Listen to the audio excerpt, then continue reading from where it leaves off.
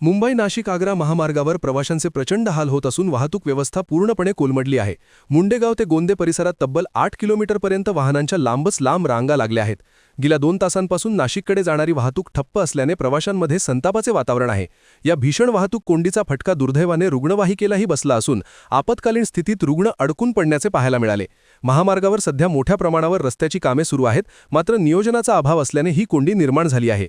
धक्कादायक बाब म्हणजे परिस्थिती हाताळण्यासाठी घटनास्थळी पुरेसे वाहतूक पोलीस किंवा कर्मचारी उपलब्ध नसल्याने वाहनधारकांना तासनतास एकाच जागी उभे राहावे लागत आहे।